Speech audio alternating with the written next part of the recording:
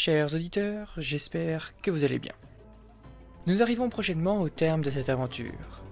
Installez-vous confortablement et laissez-moi vous narrer ce 23e et avant-dernier épisode du retour de l'opération Papillon.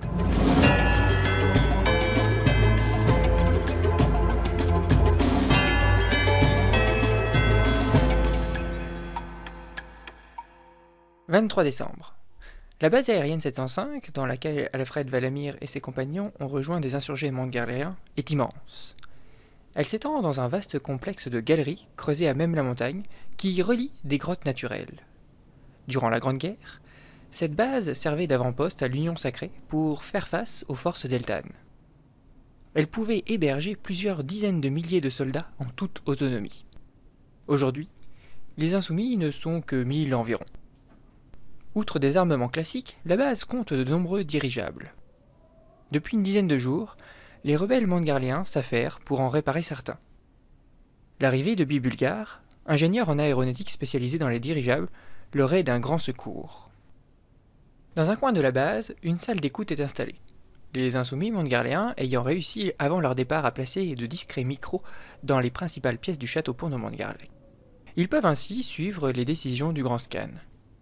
Vers 9h du matin, celui-ci s'entretient justement avec son chef de la police, le colonel Kant. « Colonel, je ne vous félicite pas. Non seulement vous n'avez pu empêcher la libération de Justine de Salamille, mais vous avez aussi échoué à capturer une bande d'insoumis éclopés. Vous êtes la honte de l'armée montgarléenne. » J'admets mon échec, grand scan, mais ces insoumis se font aider de partout. Sur ce point, vous n'avez pas tort. Il semblerait que la population mondelsienne n'ait pas pris la mesure du pouvoir qui est le mien. Aussi, je vous propose de leur préparer un petit cadeau de Noël, dont ils se souviendront toute leur vie. Encore une fois, je vais devancer mes projets. Le 25 décembre, dès minuit, vous lancerez le plan final.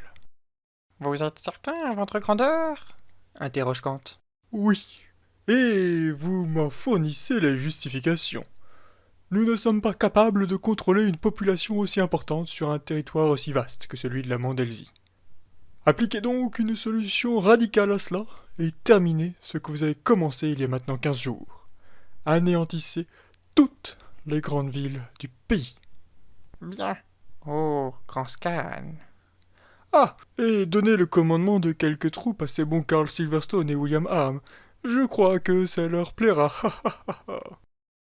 À l'autre bout des micros, les insoumis en charge de l'écoute des conversations du grand scan n'ont rien perdu de cet échange. Aussitôt celui-ci terminé, l'un d'eux traverse le dédale de galerie de la base aérienne 705 pour rejoindre Patrick Iriakak, qui discute justement avec Alfred Valamir. « Une mauvaise nouvelle, Patrick ?» questionne Alfred, voyant l'air grave du leader insoumis mongolien. « Plutôt oui. Le grand scan vient d'ordonner un nouveau bombardement des grandes villes du pays pour le 25 décembre. » Voilà qui répond à la question que je vous posais juste avant. Oui, nous allons devoir stopper tout ça avant qu'il ne soit trop tard. En urgence, les réfugiés se réunissent dans le grand hall de la base aérienne et établissent un plan d'action pour le lendemain. L'objectif est simple, mettre hors d'état de nuire le grand scan et ses 3 lieutenants qui doivent diriger les opérations du 25 décembre. Alfred, je propose que vous dirigiez les opérations sur le terrain. Vous êtes le seul ici à avoir déjà mené une mission d'infiltration telle que celle que nous mènerons demain.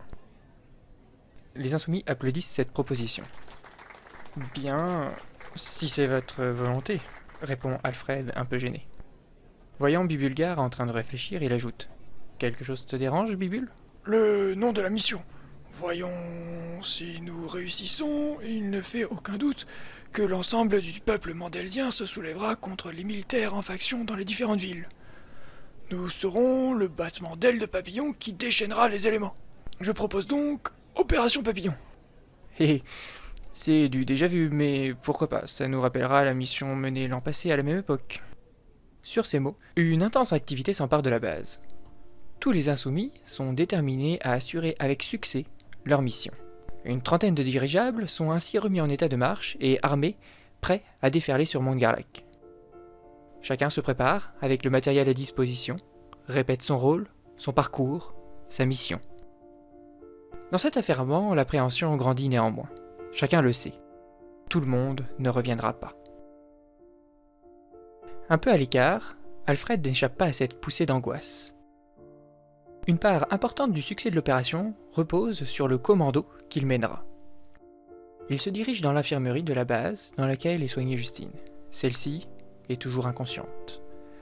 Un masque à oxygène l'aide à respirer. Alfred s'assoit à côté du lit. Observant sa compagne inanimée, il ne peut s'empêcher de penser que c'est elle qui aurait dû jouer le rôle de leader. Elle aurait été infiniment meilleure car c'est elle la meneuse. C'est elle qui a dirigé la Mandelsie à plusieurs reprises. Face au poids de la tâche qui lui incombe, les nerfs d'Alfred lâchent. Lui aussi savait. Les chances de revenir vivant sont minces. Comme pour lui donner du courage, la main de Justine s'ouvre. Elle vient de reprendre connaissance. Il est 23h59 et l'opération Papillon est sur le point de commencer.